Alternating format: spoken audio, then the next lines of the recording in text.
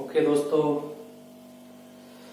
आज जो है लॉकडाउन के चलते हुए जो सभी स्कूलेज कॉलेजेस ऑफ हैं, तो बच्चों के हित को ध्यान में रखते हुए एलबीएस स्कूल कचेरी बड़ी जो है ऑनलाइन क्लासेस की व्यवस्था बच्चों के लिए की गई है क्लास 12 के लिए। आज जो हम केमिस्ट्री की क्लासेस जो स्टार्ट करने जा रहे हैं ऑनलाइन कंटेंट्स के थ्रू। घर बैठे जो है आपको पहले इसका थ्योरी जो उसके बारे में उन्हें स्टडी करवाई जाएगी, उसके बाद जो है उस टॉपिक से रिलेटेड जो क्वेश्चंस बनते हैं ऑब्जेक्टिव वो आपको सोल्व करने के लिए घर पे दे देंगे। सो डियर स्टूडेंट्स, आज जो हम स्टडी करने जा रहे हैं वो इनऑर्गेनिक केमिस्ट्री के लेसन के बारे में करने जा रहे हैं। इसका नाम है रासायनिक बलगतिकी। नाम क्या है इसका? रासायनिक बलगतिकी। और ये जो स्टडी हम हिंदी और इंग्लिश दोनों मीडियम्स के लिए कॉमनली करने जा रहे हैं, कोई प्रॉब्लम नहीं है, इजीली जो है आपको समझ में आ जाएगा। तो यहाँ पे दो वर्ड है हमारे लिए, एक है रासायनिक और एक है बलगतिकी। इसका जो इंग्लिश वर्जन है वो होता है केमिकल। रासायनिक मीन्स केमिकल और बलगतिकी मीन्स काइनेटिक्स। काइनेटिक्स वर्ड जो है इसकी जगह हम एक और वर्ड काम में ले सकते हैं, डायनेमिक्स। केमिकल काइनेटिक्स और केमिकल डायनेमिक्स, रासायनिक बलगतिकी। तो ये जो रासायनिक बलगतिकी वर्ड है, ये रासायनिक बलगतिकी वर्ड कहां से लिया गया है? तो ये जो रासायनिक बलगतिकी वर्ड है, केमिकल काइनेटिक्स जो वर्ड है, it is a combination of two words. It is a combination of two words. यह दो शब्दों का कॉम्बिनेशन है, दो शब्दों का मेल है।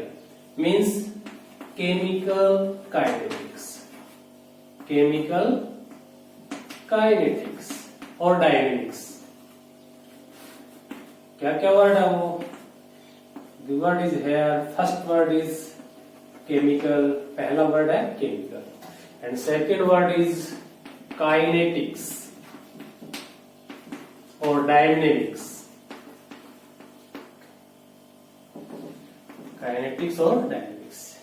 Chemical plus dynamics.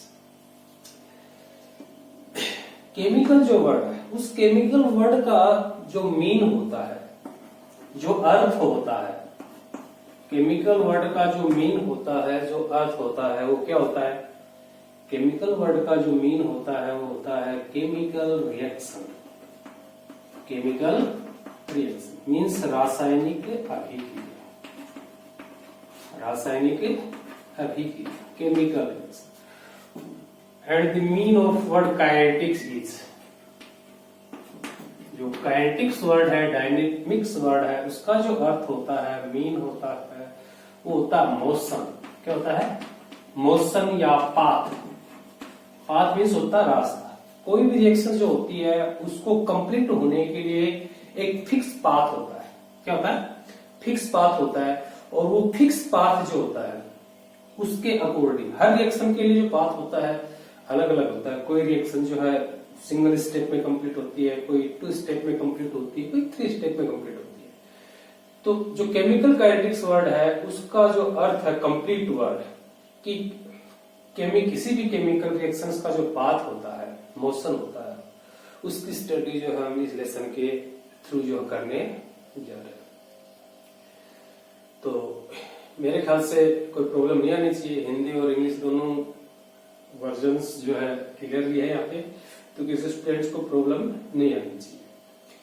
इसके बाद जो है ये जो केमिकल काइनेटिक्स वर्ड है, इसका मीन तो हमने समझ लिया। What is the definition of chemical kinetics, यानी केमिकल काइनेटिक्स या रासायनिक बलगतिकी की परिभाषा क्या है? तो हम डेफिनेशन देखते हैं इसकी।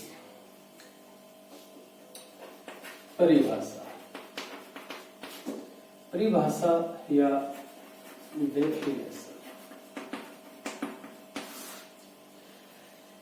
क्या परिभाषा होती है?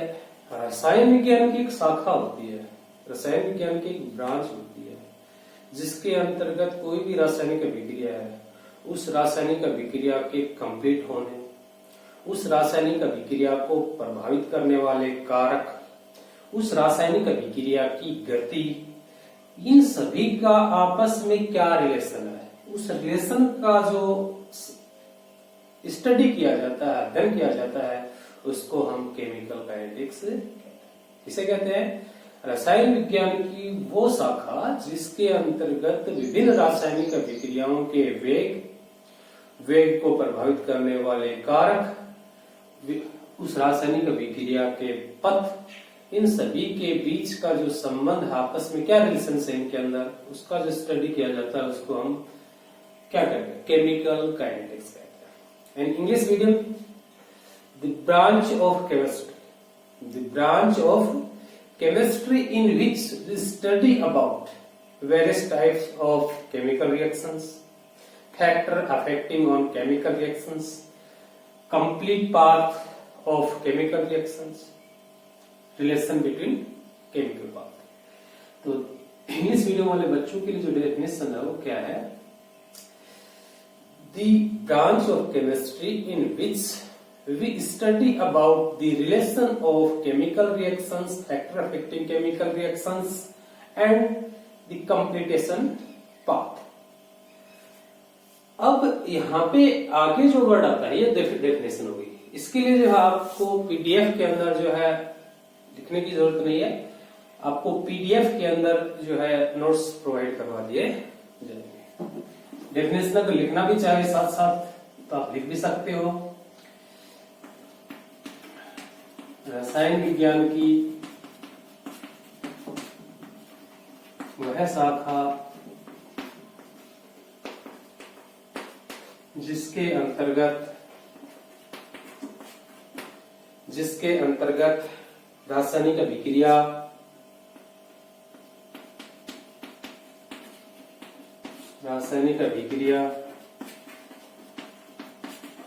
के वेग को प्रभावित करने वाले कारक,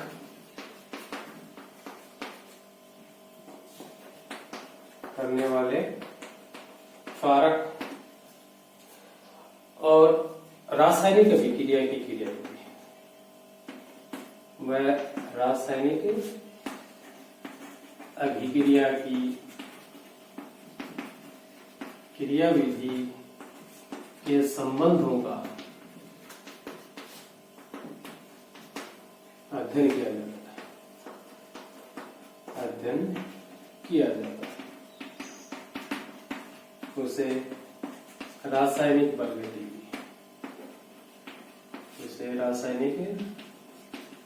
बल गति की कहते हैं।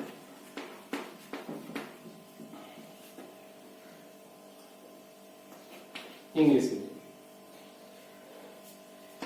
The branch of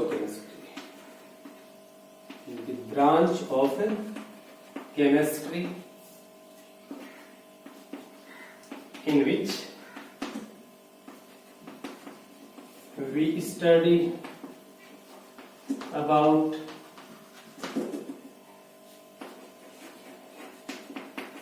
relation of chemical reaction rate, factor affecting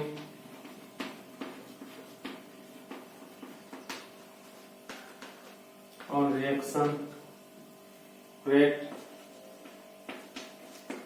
and mechanism of reaction known as chemical kinetics,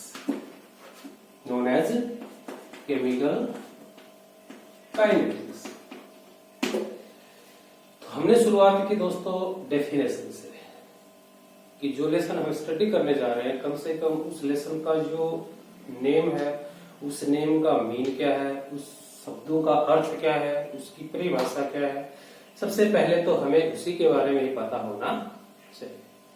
इसके बाद जो हमें बात आती है वो आती है अभिक्रिया दर। क्या आती है? अभिक्रिया दर।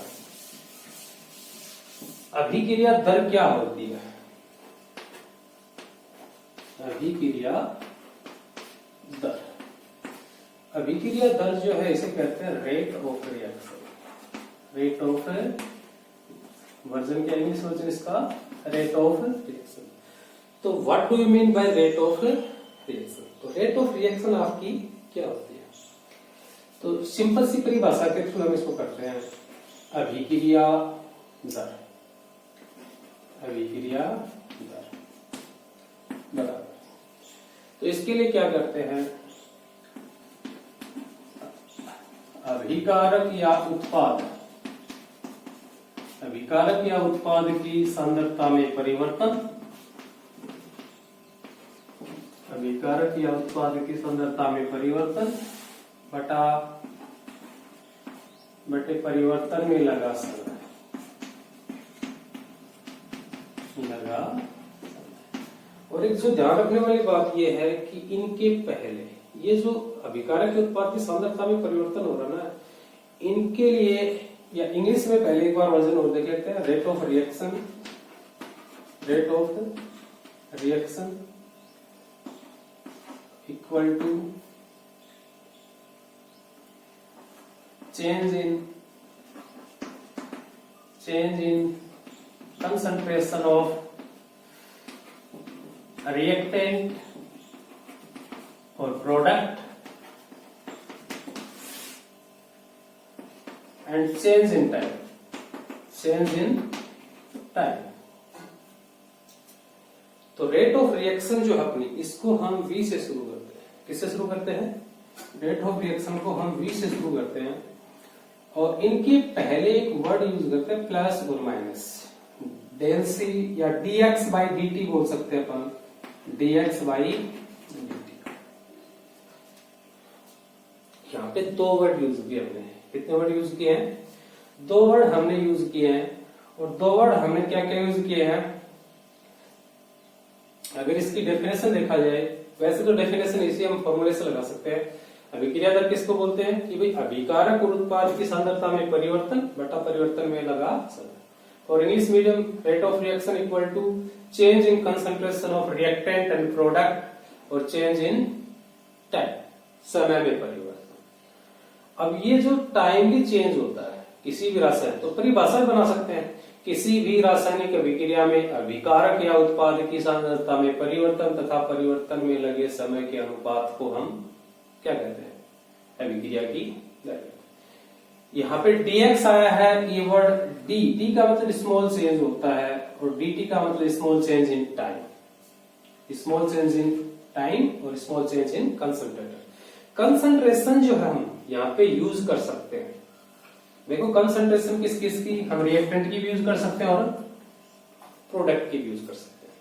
कंसंट्रेशन जो है रिएक्टेंट की भी यूज कर सकते हैं और प्रोडक्ट की भी यूज कर सकते हैं। अभिकारक उत्पाद दोनों की सांद्रता में, ओब्लिक का मीन ये होता है कि ओब्लिक मीन्स या तो जो रेट ऑफ रिएक्शन निकाला जाएगा वो किसकी कंसंट्रेशन की बेसिस पे निकाला जाएगा?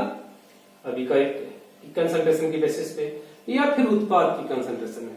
पर मेनली अगर हम बात करें, तो जो रेट डिसाइड किया जाता है वो क्या जाता है? रिएक्टेंट की कंसंट्रेशन, रिएक्टेंट कंसंट्रेशन की बेसिस पे। जो रेट ऑफ रिएक्शन है वो मेनली किसके बेसिस पे अपने को डिसाइड किया जाता है? रिएक्टेंट की कंसंट्रेशन में जो चेंज होता है उसके बेसिस पे ही डिसाइड किया जाता है। बट एक्सेप्शन मान लो, परंतु कभी कभी, but sometime depends upon product concentration. Product कभी कभी जो है प्रोडक्ट की कंसंट्रेशन पे भी चेंज होता है, तो ये एक्सेप्शन है, मान लिया आपने, मतलब कुछ एक आधी रिएक्शन है। तो जैसे फॉर एग्जांपल क्या क्या हो सकता हो?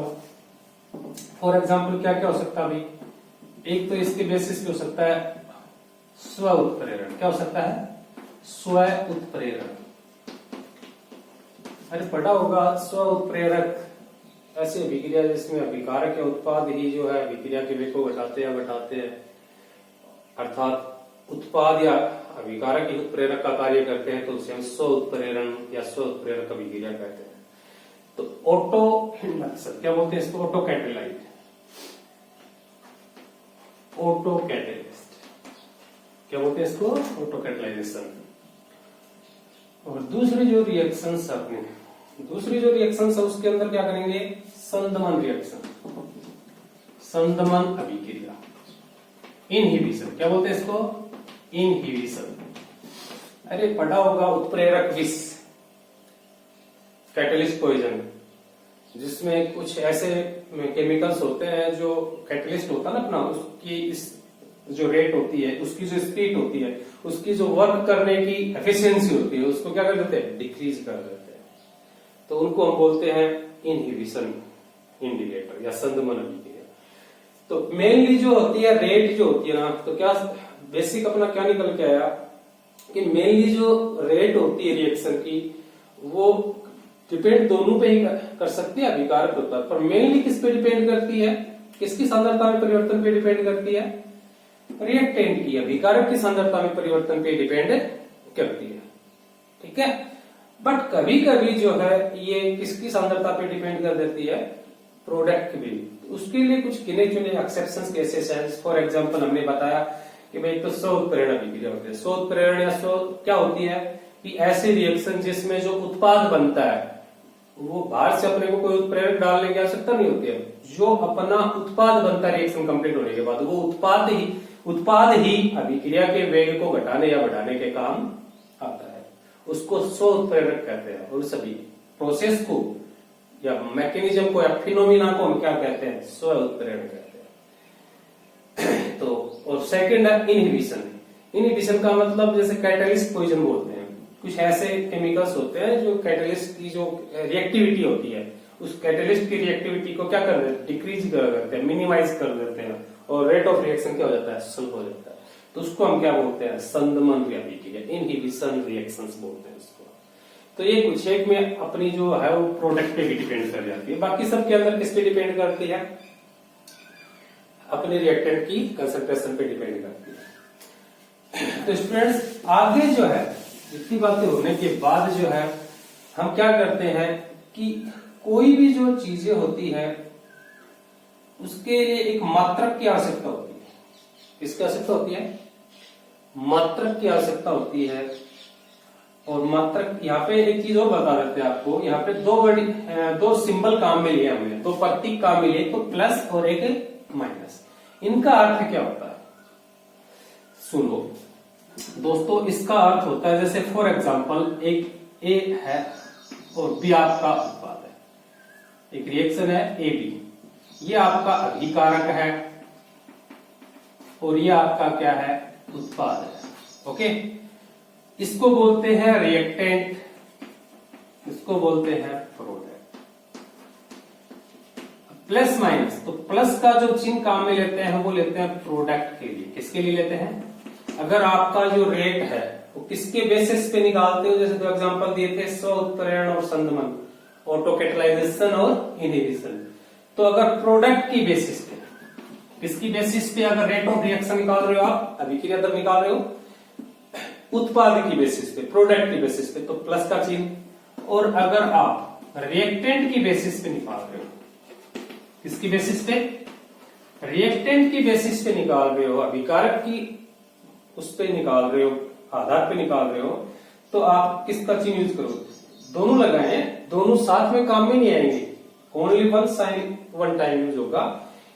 या तो आप प्लस यूज कर सकते हो या माइनस। कब प्लस यूज करना है, कब माइनस यूज करना है, वो यहाँ पे इसके बेसिस पे आएगा। अगर आपने ये रेट ऑफ रिएक्शन उत्पाद या प्रोडक्ट की बेसिस पे निकालनी है तो प्लस का चिन्ह आएगा, और अभिकारक की बेसिस पे या रिएक्टेंट की बेसिस पे निकालनी है तो माइनस। ऐसा क्यों? ऐसा इसलिए होता है, मान लो शुरू में आपने जब अभिक्रिया स्टार्ट नहीं की है तो आपके पास बी थोड़ी ना था, आपके पास सारा का सारा क्या है? 100% मात्रा जो है आपकी किसकी है? 100% मात्रा जो आपकी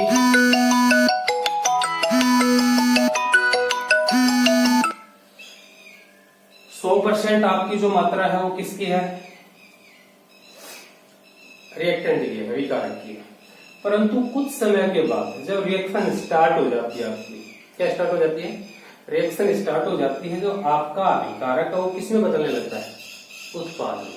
तो अभिकारक जब आपका उत्पाद में बदलने लगता है तो अभिकारक की मात्रा तो क्या होने लगती है? घटने लगती है। अभिकारक की मात्रा क्या होने लगती है? घटने लगती है। The quantity of reactant is decrease. The quantity of reactant is decrease. तो डिक्रीज हो रही है, कमी हो रही है, लेक हो रही है उसमें, तो किसका चिन्ह आ रहा है? माइनस का। और जब इधर से रिएक्शन इधर जा रही है तो प्रोडक्ट तो बनता जा रहा है, तो धीरे धीरे 0% था शुरू में, तो फिर ये 5% हुआ, फिर ये 10% हुआ, फिर ये 15%, फिर ये 20%। तो प्रोडक्ट की जो क्वांटिटी है, उत्पाद की जो मात्रा, वो क्या होती जा रही है? बढ़ती जा रही है, इंक्रीज होती जा रही है। तो किसका चिन्ह यूज कर रहे हैं? प्लस का। क्लियर? आगे जो आता है हमारा एक क्वेश्चन आता है आगे कि यूनिट क्या होती है इसकी। आगे जो आता है वो क्या आता है अपना कि यूनिट क्या होती है। यूनिट निकालने के लिए अपने पास यूनिट को हम मात्रक भी कहते हैं, इकाई भी कह देते हैं। इनको हमें रटने की जरूरत नहीं होती है। माइंड थोड़ा सा एक्टिव रखना है कि हमें इसका फॉर्मूला दिमाग में रखना है। क्या रखना है भाई? फॉर्मूला दिमाग में रखना है। और इसका जो फॉर्मूला होता है वो होता है dx बाई dt। dx क्या है? सांद्रता। अरे dx क्या है भाई? सांद्रता है। ठीक है। तो dt क्या है? समय। इंग्लिश में लिखे तो ये क्या होती है? कंसंट्रेशन। और ये क्या होता है? टाइम। ओके। सांद्रता जो होती है उसकी यूनिट क्या होती है भाई? तो सांद्रता की यूनिट होती है मोल पर लीटर। मोल पर लीटर। और समय की क्या होती है? सेकंड। क्या होती है? सांद्रता जो है आपका, उसकी जगह उसकी यूनिट होती है मोल पर लीटर। तो मोल बटा लीटर, और बटे में ये क्या है? समय। समय को किस में रीड करते हैं हम यहाँ पे? सेकंड में। तो आपकी ये यूनिट आ गई। इधर करे बात तो वो कंसंट्रेशन की यूनिट क्या होती है? मोल पर लीटर इनटू टाइम की क्या होती है? सेकंड। अलग वर्जन ले इसका तो मोल लीटर ऊपर जाएगा तो लीटर इनवर्स सेकंड इनवर्स, ये यूनिट हो गई आपकी। और इधर लिखेंगे तो मोल लीटर इनवर्स। यहां तक कोई प्रॉब्लम है? मेरे ख्याल से तो होनी नहीं चाहिए। फिर भी कोई प्रॉब्लम्स आती है तो we will solve your problem time to time. Okay. अब एक क्वेश्चन आता अपना कि टाइप्स ऑफ रेट। क्या आता है? Types of rate. वेग के प्रकार। क्या आता है? वेग के प्रकार या टाइप्स ऑफ रेट। तो ये रेट का टाइप क्या होता है, वेग का ये प्रकार क्या होता है, उसके लिए हम बात कर लेते हैं टाइप्स ऑफ रेट या वेग के प्रकार। अभिक्रिया भी बोल सकते हैं, रेट ऑफ रिएक्शन। वेग के अभिक्रिया वेग के प्रकार है। तो सबसे पहले आता है औसत वेग। क्या आता है भाई? औसत वेग आता है आपका एवरेज वेलोसिटी। क्या बोलते हैं इसको? Average velocity. अरे क्या कहते हैं इसको भाई? एवरेज वेलोसिटी कहते हैं। और जो एवरेज वेलोसिटी होती है उसका मतलब क्या होता है? देखो इसका फॉर्मूला देखते हैं। एवरेज वेलोसिटी जो है इसका एक फॉर्मूला देखते हैं।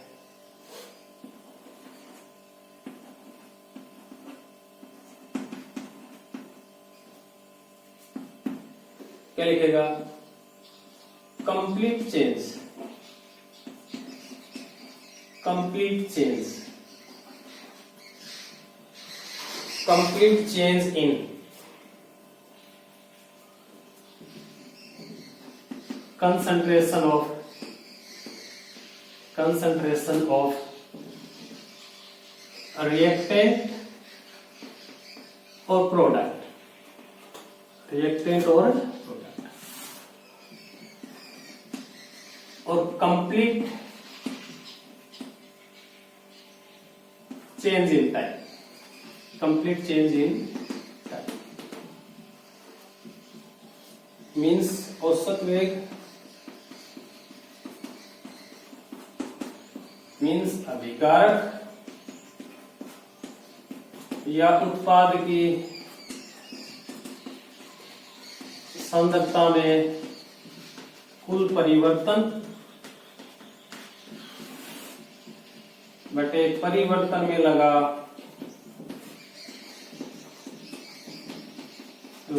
कुल समय, परिवर्तन में लगा कुल समय। तो क्या बोलेंगे, इसकी डेफिनेशन क्या देंगे, रेशियो है अभिकारक या उत्पाद की सांद्रता में कुल परिवर्तन बटे परिवर्तन में लगा कुल समय जो है उसको एवरेज वेलोसिटी या औसत वेग कहते हैं भैया। अब अगर इसकी डेफिनेशन देना चाहिए तो ये जो आपका फॉर्मूला है इससे आप डेफिनेशन बना सकते हो, क्या बना सकते हो, जो फॉर्मूला है ना आपका उससे आप डेफिनेशन बना सकते हो। क्या डेफिनेशन बनाएंगे कि इकाई समय में, किसमें, इकाई समय में अभिकारक या उत्पाद की सांद्रता में हुआ कुल परिवर्तन बटे परिवर्तन में लगे कुल समय का जो अनुपात होता है उसको हम औसत वेग कहते हैं। इकाई समय में, यूनिट टाइम बोलते हैं इसको, क्या बोलते हैं, यूनिट टाइम।